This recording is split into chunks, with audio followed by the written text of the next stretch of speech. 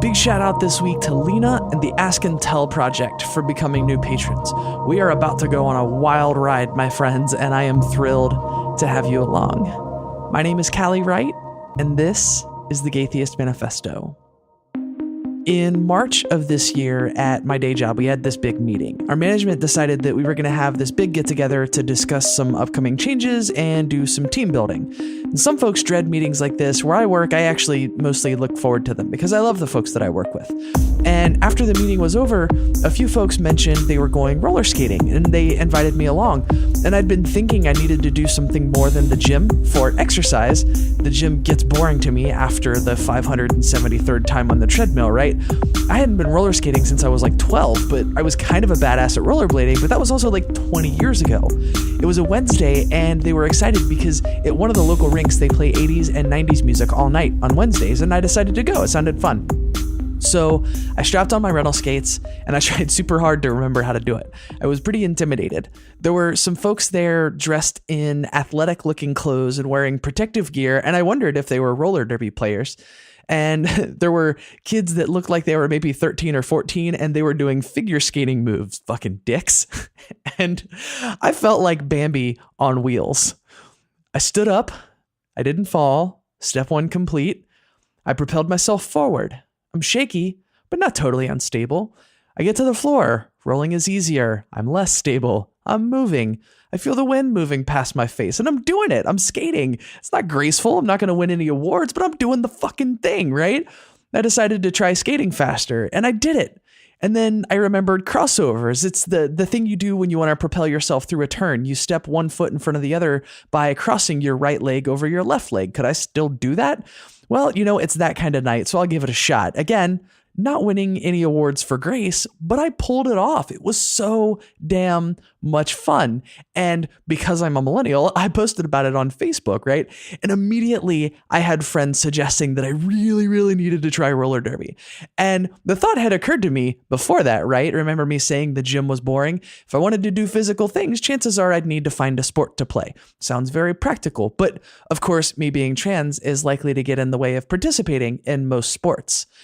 And I thought, well, I need to at least learn to skate halfway respectably before I think too hard about getting into a contact sport based on skating. So I've got time. So I checked out the options, and there are actually two teams that we have here locally, and they both have open practices. So I filed that away for future knowledge and kept going to those fun 80s and 90s Wednesday skate nights. And skating is fun, but skating in one direction, turning one direction, and doing the occasional badly executed dance move only gets you so far, right? And the encouragement to try roller derby continued. And I did some research. I scoured the website for the Women's Flat Track Derby Association, WFDA for short, to see if they had an official stance on trans women participating. And, even if they did, we know policy and application of policy are different things, right? So I was skeptical. And sure enough, they do have a policy. They call it a gender statement, and it's a good one. And that makes me feel at least a little bit better. So one night I'm at the skating rink and I noticed someone there who was wearing derby gear. And she was obviously working on her footwork, and she was getting some advice from a guy who looked like he really, really knew his stuff. And I wanted to go talk to them so badly, but I couldn't make myself do it. While I was taking a break and talking to the friend I was there with, the guy who really looked like he knew what he was doing approached me. And he said, "So, hey, when you going to come out to Monday Night Derby?" And I was called the fuck out. And I've been thinking so hard about it, and I really wanted to try it, but I was so afraid. And I sort of sheepishly told him, like, well, I've actually kind of been thinking about trying it. And he said, well, yeah, you totally should. Watching you skate, it looks like you've got a pretty good starting skill set. If you worked at it, you could be really good. And he introduced me to the girl he was helping earlier that night, and she was super nice. My first derby friend. And so I decided to go to the Monday night open practice. And this is one where anyone is welcome to participate regardless of their skill or experience level. And I was fucking terrified. A lot of people might be surprised to know that I have pretty severe social anxiety in certain situations. When I have a mic in my hand, I have a job to do. It makes it a lot easier. But when it's just me doing a new thing with new people and unfamiliar situations, that can be really hard to handle. It actually reminded me of the first time I went to a trans support group. I got there early and I sat in the parking lot. I gripped the steering wheel really hard, white knuckle anxiety. I had no idea what to expect. Like, would people be mean? Would they be standoffish? Would me being trans make them uncomfortable? Maybe I should just leave and go home. It's safer at home. There's no way I'm going to get good enough to play derby on a team anyways. This is a thing that's going to be just for fun. That means it's not quite as important. It's no big loss if I just drive out of the parking lot and go home. No one but me would ever know if I chickened out.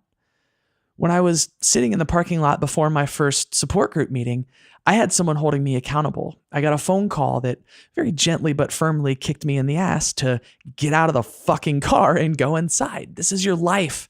Callie, you need this. And I didn't have the benefit of that phone call here, but this was also my life. It was the first time in a long time I decided to try something just for me, just for fun. Maybe self-improvement happens along the way, but this is mostly just because I thought I would enjoy it.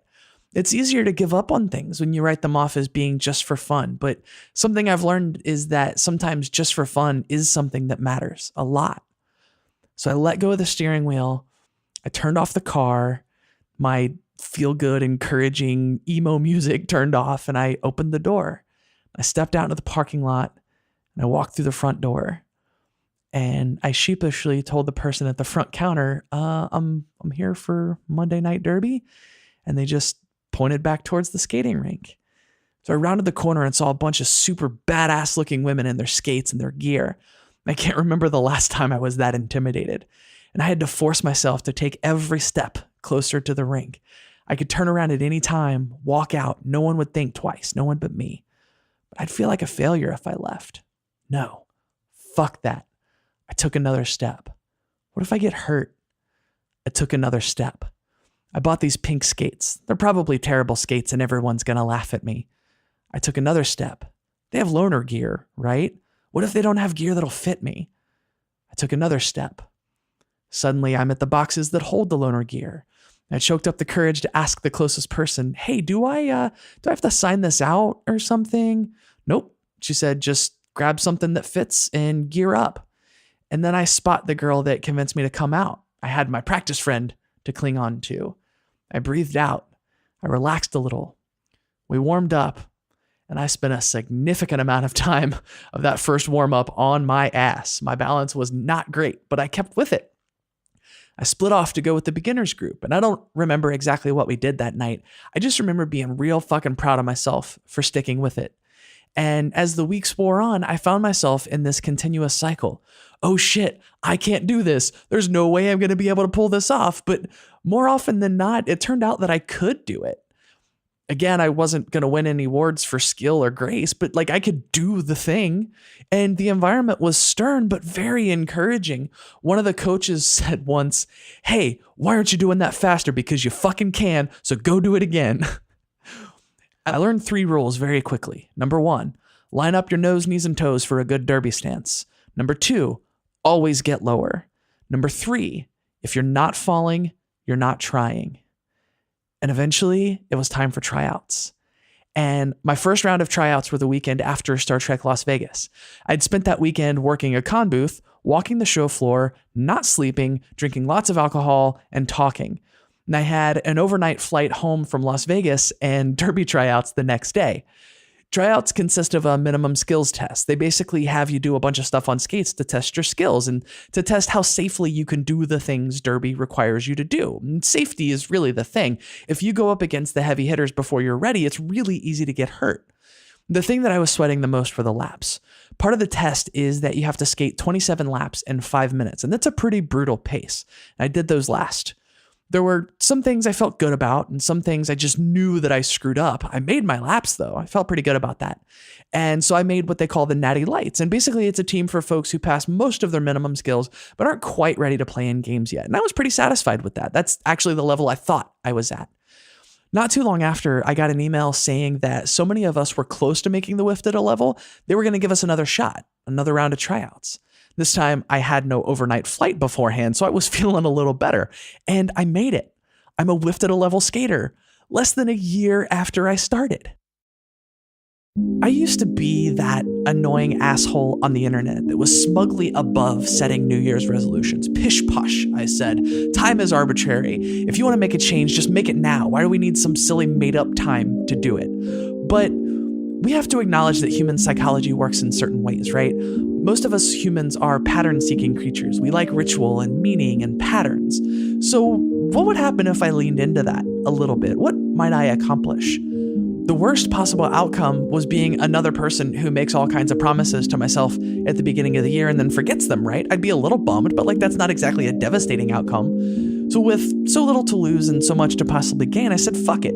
And I made some promises to myself at the end of 2017. I was mostly recovered from my bottom surgery. I was secure in my day job, was getting ready to marry the love of my life. I'd spent the last few years of my life between podcasting, speaking engagement, spending time with Celeste, my day job. I needed to set aside some time to do things that were just for me, for my own enjoyment and fulfillment. And it's not that podcasting and public speaking and all that aren't fun or fulfilling, but they're definitely work. And I wanted some things that didn't feel like work. And that's part of what led me to roller derby. It's also why I started doing more Star Trek things. I spent some time learning Klingon, made it to a few cons, and even got to hang out and start friendships with some of the Star Trek actors. I had one on the show a few months ago.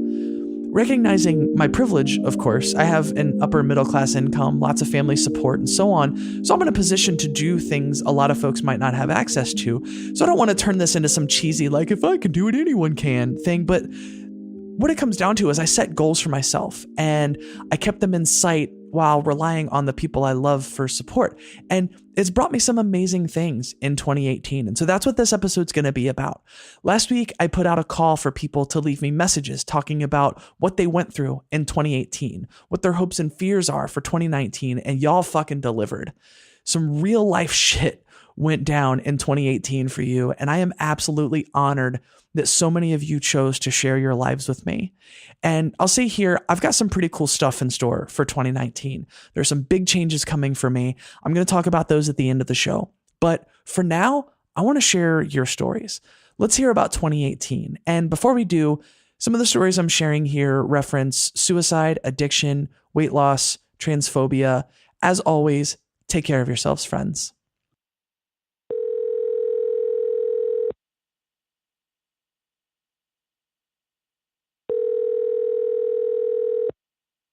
All right, so I am recording now. So pretend I've never met you and I know nothing about what's happened to you this year. Give me the rundown.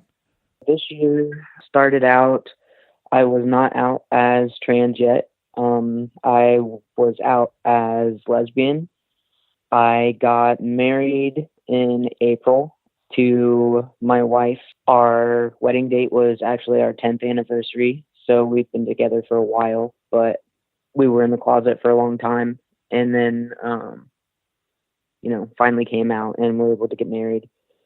And then after we got married, I just decided that, we were out and it was nice to be able to be open, and I just didn't want to hide any more of who I actually was anymore. So I decided to fully come out as trans, and yeah, so I did. I just I just decided, I'm 30 years old now. I just turned 30 in September. So over the summer, I just decided, I've lived almost 30 years of my life at that time hiding who I really am and trying to pretend to be somebody else for other people, and that had made me absolutely miserable, and I didn't want to do it anymore. Yeah, I came out, I told everybody I was trans, and I immediately started my transition. I started taking testosterone in September, the beginning of September, and I just had a hysterectomy in December, and I am hoping to be able to continue that. So that's where I'm at right now. Hi, I'm Nick, formerly from Dallas and now in Denver. 2018 was a big but difficult year for me. I got my master's degree, even though my thesis advisor was awful, and I ended up in 2 months of burnout afterwards. I got a full salaried job, even though it took 6 months and it's outside the industry I was originally aiming for, and it allowed me to move out of my own. And I also figured out that I'm trans. I came out to my friends and have spent a lot of time understanding myself and listening to myself a lot more than I ever have before. So going into 2019, I want to continue being my best and truest self. I'm working on getting a gender therapist, starting testosterone, and even top surgery. I'm also working on the most quintessential New Year's resolution, getting back in the gym, and maintaining my physical therapy so that I can trust my shoulder to see me through that goal. I'm nervous about how coming out will go at my job, and I'm trying to make myself invaluable as much as possible, so I hope it goes well. Happy New Year, and I love your show. Keep up the good work. Callie, it's Trina. I really like this idea of what you're doing here, so I'll try to make it brief. What was I up against in 2018? I decided in February that I was going to have to transition to live as a woman, so I told my wife, and she threw me out of the house. So I was up against losing my past life, including where I was living, not being able to keep a job because of mental issues, being broke because I made bad decisions with money and things like that. And I finally, through a combination of moving to a different place, getting therapy, doing the right therapy exercises, and being on the right medications, finally, I'm a lot better now, and I'm able to adult a lot better. And so what I want to do in 2019, I want to check my blood pressure every day. That's very important for me. I have high blood pressure. I want to do at least one episode a month of my podcast. I'd like to do 2, but if I'm only able to do 1 for various reasons, then I don't need to feel bad about that. I want to read more books, especially nonfiction books. I couldn't read for a long time. I had focus issues, but now I'm able to read again, and lose some weight, which hasn't been very hard. I've been walking, and hopefully the walking will lead to other physical activity. I don't think I'm a roller derby person, but I might be a yoga person. That'd be really nice. Thanks for doing this. It's a really good idea. And Happy New Year's. Hi, Callie. It's Kendall Hopkins. So I saw that in one of your threads you said this didn't have to be a positive message. So I'll just start from the beginning. I came out as a lesbian this year from being bisexual pretty much my whole life, which was a journey. I became more active in my activism, became a host of Parenting Beyond Belief, which is like so important and special to me.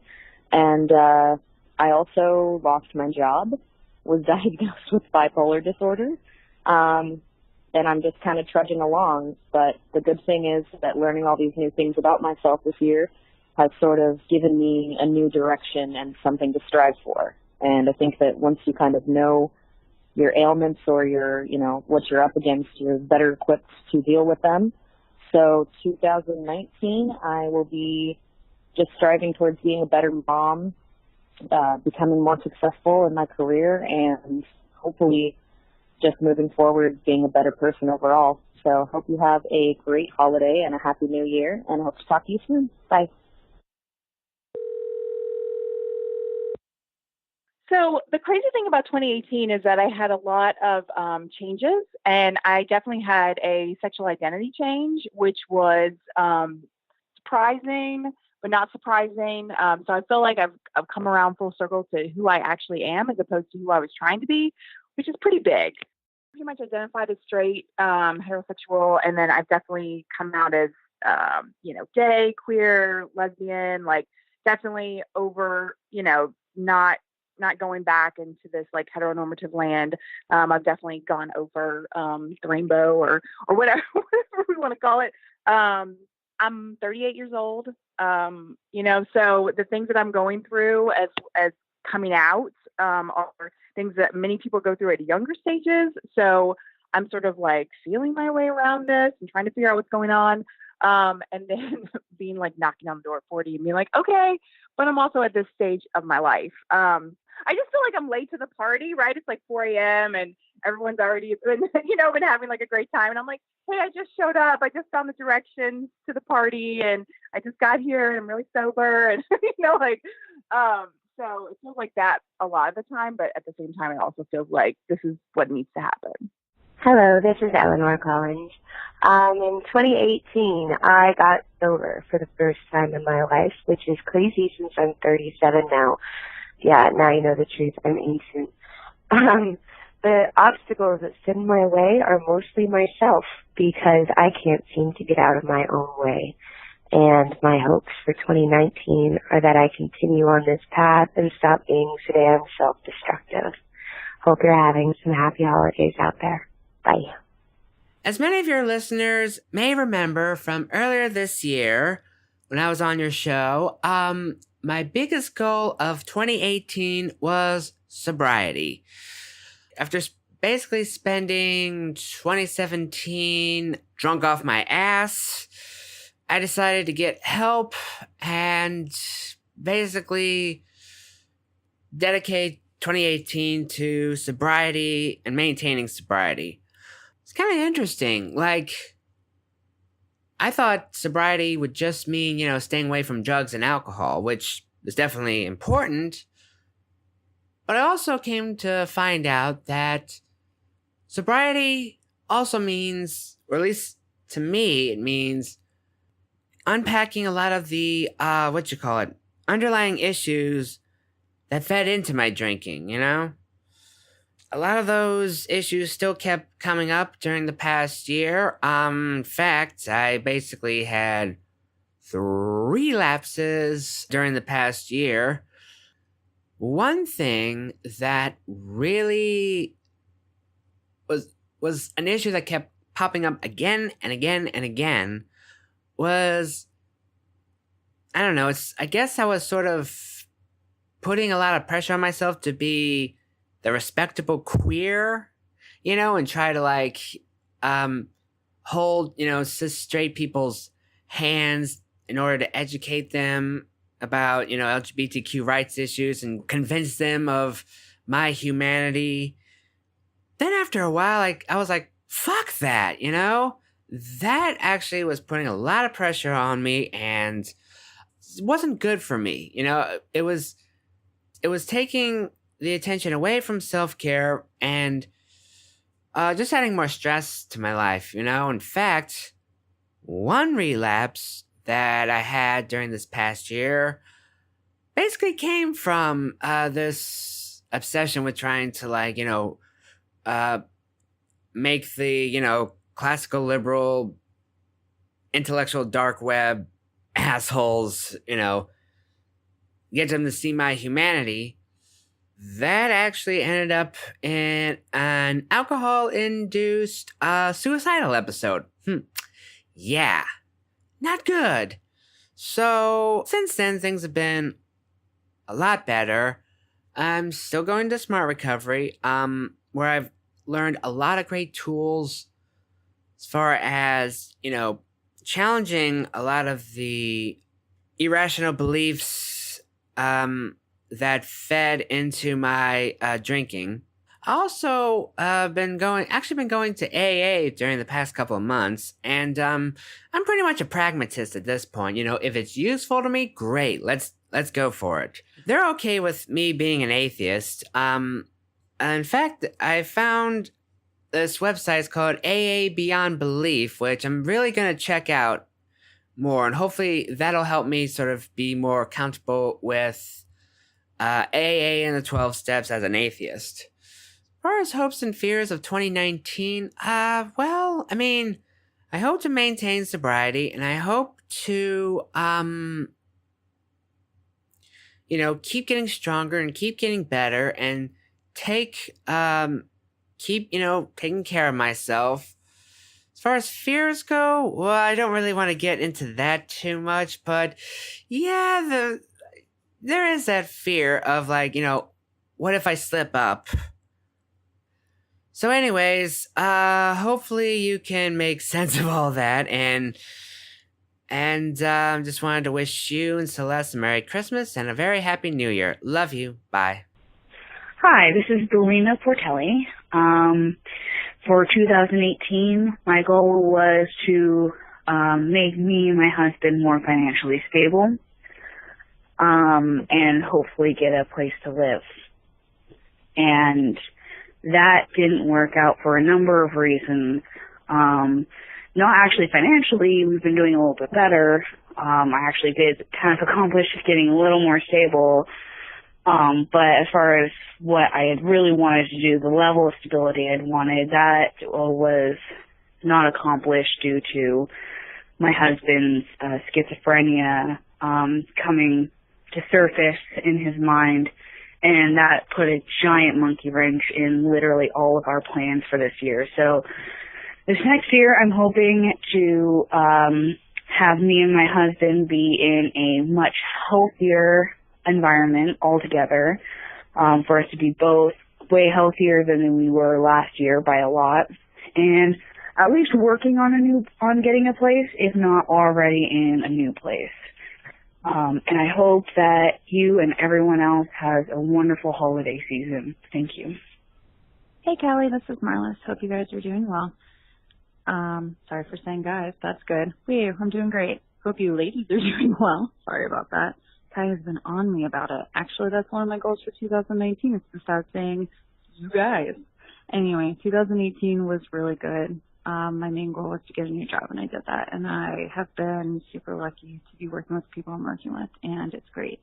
For 2019, like I said, I'm trying to cut more gendered language out of my vocabulary and try to be more cognizant of the things that are coming out of my mouth. Hopefully I can accomplish that. Hope you have a great holiday and enjoy celebrating the new year, and love you both. Hi, Kelly. This is Vivian from Alaska. I just want to tell you how much your show meant to me, and this year was a hard year. Had to deal with some transphobic people and moved around a lot. But hoping in this next year to go to college and hoping, yeah. Okay, bye. So here's what what I wanted to accomplish or achieve in 2018. And that thing was independence. And I had a lot of obstacles, such as my own mental health.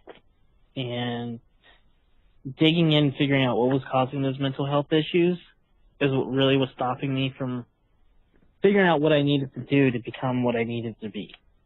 And my biggest hope for 2019 is that I finally got the leg up where I can start doing what I need to do to be independent and worry about just myself.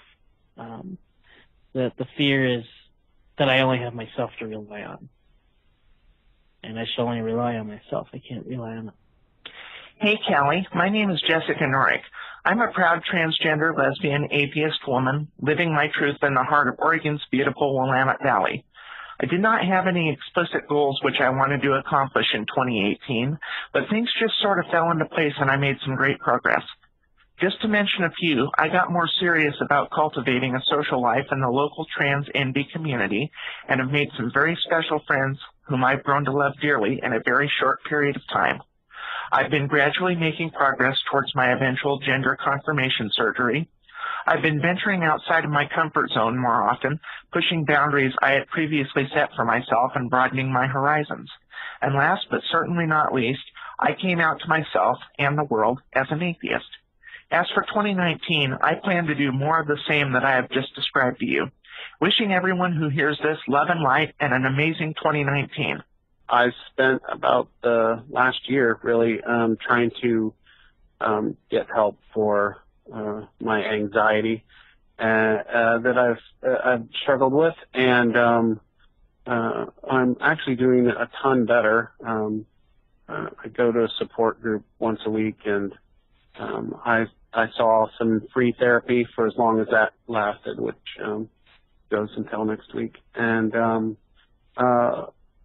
so it's been a difficult year, but things are looking up. And it only took me about a year to finally get some of my artwork up on Etsy. I now have 12 listings, I think, altogether. I've been trying to create leather wristbands that have individualized art drawings and things on them, and ink and paint and that sort of thing. I sort of consider it kind of like wearable tattoos.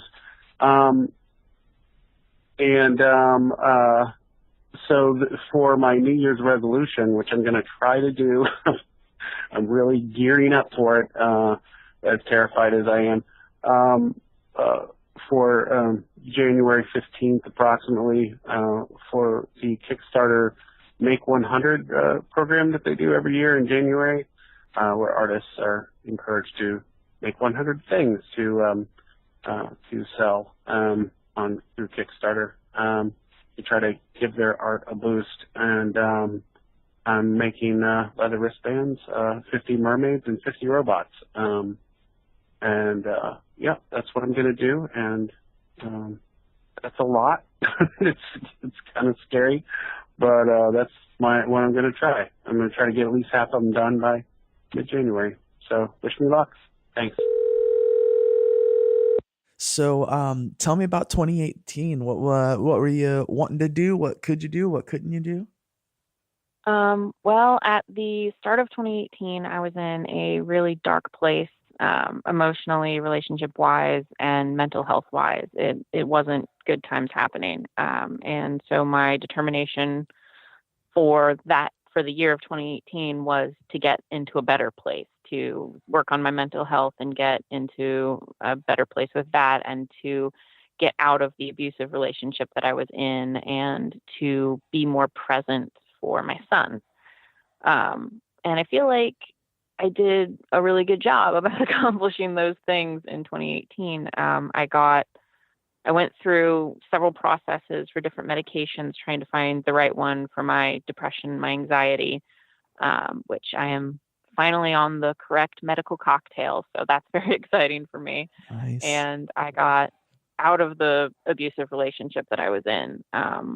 And I was very, very thankful for that. And I hadn't realized how bad it had gotten and how much it was affecting the deterioration of my mental health. But I have noticed since getting out of the relationship, the increases and the good things and things like that. So I'm thankful. I'm so thankful that I was able to do that. And I feel like I have been there at least a little bit more for my son. It's been hard with the adjusting to different medications and trying to find the right combo and being a mentally ill parent. But I feel like I've done better this year than I maybe did last year. So I'm going to take that as a win. And 2019, the goal will be to do even better than I did this year for that. Hey, Callie, it's Daniel, a.k.a. Mr. Bible Pants. Miss you lots. Love you. This past year, I started off the heaviest I'd ever been, and you've seen me in person. You know how big that could be. I took that as a warning sign that I hadn't been taking care of myself nearly enough, and made a commitment to do better and really take it seriously. And in doing so, I lost 100 pounds, and at the lowest weight I've ever been as an adult. My goal for 2019 is to continue with the progress that I've been doing, and hopefully continuing to see those things improve. And I've also switched to job titles, gone back to a more labor-intensive job, but a lot less stress, and I think it's genuinely making an impression. And I hope your year has been as good for you as mine was for me. It certainly sounds like it would. P.S. I love the new format. Bye. Hey, feel free to use this or not. I'm not sure if it fits the theme of what you're looking for, but I don't know, I just feel this growing sense of dread about the future. Like, it seems like things are going backwards, and it seems like progressive battles are being lost, and like, I'm starting to feel hopeless. And I'm a cis hetero white guy. Like, I'm not even the subject of the terrors that may be coming, and I feel this angst in my chest, like this squeezing feeling in my heart that, and even if we solve the progressive issues, it feels like we're not dealing with climate change, and that's a ticking clock that's never going to go away, and there's 100 other disasters that are on our way, and it just doesn't feel like humanity's equipped to deal with it at all. I don't know, I'm feeling pretty hopeless, and I keep on trying to look for points of light to grab upon and grip and look for hope, but I don't know. Sometimes I think like being practically minded and being pragmatic like is a curse, because when I look for solutions, I don't see reasonable or likely ones, and I don't know, it crushes me. I hope 2019 sends me something to be hopeful for, some type of victory that I can be like, hey, somebody's got a steady hand on the wheel, and like people I love are not going to be victimized and have their rights taken away. And Hi, Kelly. This is Sarah from the Postcard Academy Travel Podcast. And I'm very happy to have discovered you in the She Podcast group. I just really love your enthusiasm and your talent for what you do and how much you care for your audience. And I just wanted to tell you that. And I guess I'll also answer the question that you put out on Facebook today. So I'm an American who has lived abroad for the last 8 years, and I interview similar women on my show about their expat and immigrant experiences and get their insider food and culture tips on their adopted cities. And this year I wanted to experiment with being a digital nomad. So I lived out of a suitcase and podcasted around the world, and it was a lot of fun. I think I ate all the cheese in Oaxaca, Mexico, and I got to drink Chianti at a 1,000-year-old vineyard. I also went to Auschwitz, which has been on my list for a long time. I think it's really important to bear witness to these places. I also went to Srebrenica, Bosnia, and so I just met really incredible people, had the most beautiful experiences, and yet while I was traveling, I really struggled to separate work and life. As a creator, I know that you've been dealing with this as well.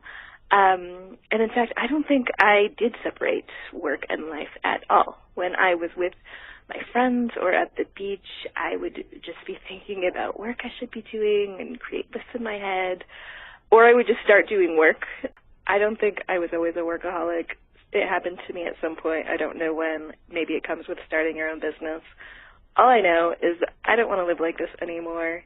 I know that it's possible to separate work, even work you love, and the rest of your life.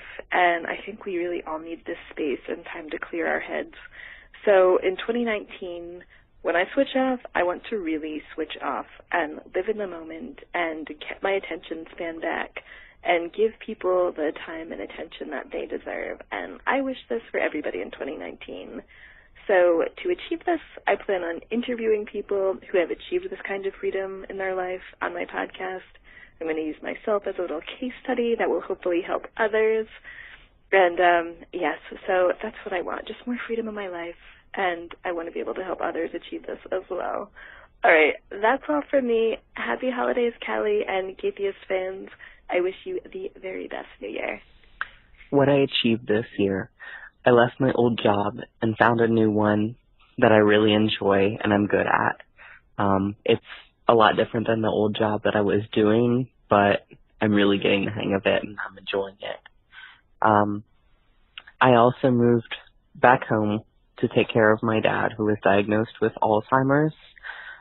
That's one of the most significant things that I've had to overcome. The new job also pays a bit less than what I'm used to, so I've had to accommodate a new budget, and I'm making it work, so I'm not upset about that. It's really been something that I'm really proud of, and I've been paying off a lot of debt that I've accrued. And then in 2019, the biggest thing that I'm both anxious and proud of is I've just applied to grad school. It's been something that I've been putting off, and it's time, and I'm very hopeful that I'll be successful, like some of my other family members and some of my friends. So that's my year in a nutshell. You just woke up. Yeah, I woke up a little bit late for the last interview that I had, so I feel that. I feel that. Yeah. So I'm recording now. So I don't know. Do you both just kind of want to like go together and just sort of just like throw it out at me? Throw at me what you got. I mean, that works for me because part of what I accomplished, I wouldn't have been able to do without Stevie, and I think vice versa. Oh, I'm very interested in this. Tell me more. You go first. So I'll go first. Well, I have never really had a vacation before in my life, and I've never left the country. And with exceedingly with Stevie's help, financially and just kind of like supporting me in the sense that I kept wanting to not do it and just be like, no, just cancel. I'll just stay here. It's not going to work out. I made it to Japan. That's so cool. And that's something you've always wanted to do? Yeah, like I at least always wanted to leave the country, and I've always been very interested in Japan. And I have a friend that lives there. So it was like beginning of last year, I think. And I was saying how I needed to go on a huge trip and just kind of like discover things for myself and just kind of reset my mind and my body. And I was just like, go do it. Just do it. And so I was okay. I'll go ahead and message my friend. I'll see if Laura's still going to be in Japan. And so I sent a message to my friend Laura. Literally, all I said was, "Are you going to be in Japan still this summer?" And I woke up to a message that says, "Yes, you can come visit me." So yeah, that's how I made it to Japan. Stevie's help financially and like emotionally for me not to just. How many times did I try to cancel? A lot. I don't know, like so many. It's just something that I didn't think I deserved, and it was too expensive. Well, tell me how it was. Tell me how it went. It was amazing. I spent like the first couple of days still kind of in shock that I was there. It's the same feeling I get when you start a new job, where everything's kind of a haze, and just because it's not your day-to-day thing. Traveled around a lot. Went to Hiroshima, Kyoto, Miyajima. Climbed Mount Misen. I visited a ton of shrines. It was all great except for the day before I came back. My friend and I were eating Korean barbecue, and I started feeling nauseous. And then I started throwing up, and I was in a lot of pain. And it turns out I got kidney stones. So my first vacation and my first kidney stones. It was a twofer, and I was flying back the next day. So I was like, "Excuse me, can you sit me right next to the bathroom, please?" So yeah, that's how that was, and it also kind of tied into my New Year's resolution, which I accomplished, which was just to spend more time outside. I I was pretty much outside the whole time in Japan because we were walking around and hiking, and just throughout the year, I spent more days fishing than I have probably my entire lived life. And what does it mean to you to do that? Why was that something that you wanted to do more of? I know I'm happier when I'm outside more. I have seasonal affective disorder, so the amount of sunlight directly correlates to how depressed I am. And so I wanted to get as much sun as possible, and I love nature, and so it just worked out. There was kind of a downside to it, though, where the more time I spent outside, the more depressed I became at work because I wasn't outside. Thanks, capitalism. Yeah, thanks, capitalism. So, Stevie, I'm interested in hearing you talk about what it meant for you to watch all of this happen. Yeah. So yeah, I was just really excited that he got to leave the country. I mean, I would have gone with him, obviously, if we could have afforded it, but like even then, like I still feel like he should have just gone somewhere by himself to experience that, because I've experienced that and it's like just a different level of travel. Like you just like have to not really like fend for yourself, but kind of like I don't know, like figure all these things out on your own. And I don't know, like there's a lot more self-driven things that you need to do, and I just feel like he needed to go through something like that, just because like it's a good thing to do, but also like in another country it just feels different, and like there's a lot more to like discover. And I don't know, I was just like really glad that he was over there, and like even though he wasn't like sending me a bunch of pictures all the time, like I didn't have cell service. yeah, Right. like I still knew that he was going to be, you know, like in all these amazing places and areas, and he would have pictures for me eventually, maybe, but like the experience was worth so much more than that. So yeah. All right. So before we get on to 2019 hopes and fears, let's hear about Stevie's 2018. Yeah. So I didn't really get to think about this too much, but I guess the biggest accomplishment of my 2018 was graduating. And I don't know, that was something that I honestly didn't think I was ever going to do, and also had a lot of reservations about it.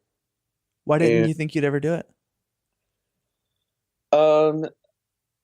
so like when I started college, like I still more or less had full support of my parents, and after I came out to them for like an official third time after the summer of my freshman year, things just like kind of got really bad and took a turn for the worse. And I basically decided I wasn't going to live with them anymore. And then, yeah, like I just financially became like really poor and like struggled a lot. And I had lots of thoughts about dropping out of college, because I'm like, I just don't think I can afford this. I mean, I know there's like fast fun stuff, but it was just a lot to take on. But you did it. Yeah. Tell me about that day. What did that feel like? It felt really good. And Ashton was the only person that was there at the graduation ceremony, but I chose that because Ashton was the one who financially helped me the most. I don't know if you know about this, or like not a lot of people know about this really, but we basically got married so that he could help me pay for college. So yeah, I got a job at the university, so Stevie wouldn't have to take out loans to pay for it. Yeah. And so basically, like, if you are married to or a child of somebody that works at the university, you get free credits. So that was definitely like a huge assistance to me getting through college. And yeah, like that just in itself meant a lot to me. And like, of course, like our marriage means a lot, but that was like a huge part of being able to make it through college, I would say. And Ashton, talk to me about how you felt that day. Well, I was insanely proud of Stevie for graduating, and just because I had like at home so many times of just I'm just gonna drop out. We don't have enough money. I'm gonna work more. Or these classes are too hard. I can't do this. It's taking up too much of my time. And Stevie worked while going to school too. So like having to do that on top of helping me pay some of our bills was just really incredible. And graduating with a double major. Holy shit. And right. And so, you know, I was just really proud of Stevie and Stevie's accomplishment. And not gonna lie, part of me on the inside is like, I can quit now. Good job. I hate it here. I'm going job hunting. So Stevie's graduating was also me graduating from my bonds at work. Yeah. Stevie broke that chain for me. Oh my God. I love this. So talk to me about the future. What's in store for 2019? What are you hopeful for? What are you scared of? Well, I know for me, like, I'm gonna definitely be looking at places for grad school. And like I really want to honestly move out of state. And I promised myself I would take a year break, so that's kind of what I'm doing. And so I'm just kind of exploring my options next year for that. But yeah, it's going to be a major, like, looking at where I could possibly go, or maybe we'll just move somewhere and then figure it out. I don't know. But other than that, just like going back to work and like working a lot, and like also working on things that I enjoy doing at the same time, because I'm not doing all these classes. It's going to be really great. So yeah, that's about like where I've come so far for my 2019 thoughts. Ashton? For me, I got a couple of things in mind. One is I'm going to catch more bass this year. Hell yeah. I only caught one this year, so I'm going to actually catch some more. I think I'm going to, I haven't set it in stone yet, but I want to try to run a half marathon, because even though I've been spending more time outside, that time outside has been sitting and smoking cigarettes and reeling in fish. So I need something that helps me get more active. So I might do some sort of like fitness-based, like do this thing kind of goal. And also I'm going to be looking for a new job. And hopefully that'll just be part-time, so I can do with the rest of my time is training dogs. Callie, you haven't messaged me. Anyway, I know that's one of my goals for 2019 is to do some formal training with Wedge. So we'll talk. Okay. Sorry to call you out like that. No, it's all good. It's all good. And I'm going to leave that in because it's hilarious. That's totally going in the episode. Well, that's awesome. Thank you both for taking the time for doing this. This is awesome. I have so much work to do because I was a little worried. I only had 2 or 3 of these voicemails, and I got like 12 of them yesterday. So I'm gonna have so much stuff to sift through, but like that's exciting. Like I'm really, really excited about that. It's just gonna be a lot of work. So yeah, awesome. Well, have a good day, both of you. Love you lots. Take care. You. Bye. Bye. Bye. It's been a hard few years for lots of us, myself included. Our current political climate, the economy, shitty family, shitty jobs. We've had it all hit us. And just to be all the way real, some of us didn't make it out. But you, my friend, you made it. You're here for another year, and I am so fucking glad you are. I need you to know that if you don't feel like you matter to anyone else, you matter to me. I want love for you in this next year, and I want success for you, whatever that looks like. I told you at the top of the episode I was going to have some news for you at the end here, and well, here we are. 2019 is going to be messy, friends. It's going to be great, I hope, but it's going to be messy. I started this podcast going on 4 years ago, and I had no idea how much it was going to change in my life. I met and married the woman I love. I've traveled the country from coast to coast. I've interviewed amazing activists and change makers. I've made friendships that will last me the rest of my life. Spoken in front of crowds of hundreds and crowds of none. At the heart of the show has always been telling the stories of queer and trans folks. I want to give allies a window into what it's like to live as a queer and trans person, and I want queer and trans folks to hear their stories told by someone who values them as more than commodities.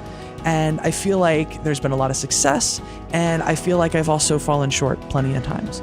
The Gaytheist Manifesto has gone farther than I ever would have imagined in 4 years, and in 2019, it's time for a change. I'm sure you've noticed the show's been pretty radically different lately. Our focus hasn't been on atheism for quite some time, and our format has shifted to one more of storytelling than of conversation and activism. So in 2019, the Gaytheist Manifesto is getting a makeover. Henceforth, the Gaytheist Manifesto will be known as Queersplaining. The show has changed so much already, and I just feel like the name doesn't fit anymore. I'm nervous, but I hope you'll come with me on this journey. At this point, you don't have to change anything. Your podcast feed should load episodes when I start posting them again, and you'll notice the name and the artwork change. I'm also changing the release schedule up a bit. With this new format, I've struggled to keep up with a weekly release because these kinds of shows just take so much more time to make. So right now, the plan is to release 6 weekly episodes and build in a 2-week break after that to get a head start on the 6 weeks after. So that's the big stuff. I also think that since you were so kind and so vulnerable with your personal goals and hopes and fears for 2019, I'm going to share mine now. I'm going to try to hold myself accountable by putting these out here now, and I have 3. First and foremost is that I need to make my wife more of a priority. I've spent so much time between the podcast and roller derby and cons and my day job that she's gotten left out a lot, far more than I'm comfortable with. So I'm recentering her in my life.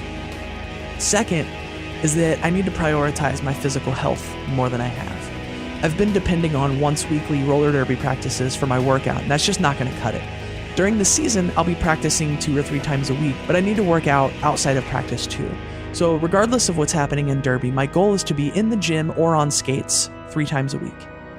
Third, and this is a big one, I want to be a full-time podcaster and storyteller by the end of 2019. I have some thoughts and goals on how I might get there, but that's where I want to be. Step 1 is to make a plan, and I'm going to take some time off at the beginning of the year to do just that. So there it is. I'm planning to keep everyone up to date on how I'm doing with these periodically throughout the year. I have a pretty cool idea on how, but I'm not ready to throw that out there yet. It's not fully formed enough. I'd love it if you all would check in with me throughout the year to let me know how you're doing. You can get me on Twitter and Instagram at Callie Gets It. The show is on Twitter for now at The Gaytheists. Shoot me an email at podcast@theGaytheistManifesto.com. If you want to help make this thing happen, first and foremost, share it around to your friends. You'll see shares on Twitter, Instagram, and Facebook. You can grab those. Spreading it around will go a long way towards helping the show grow.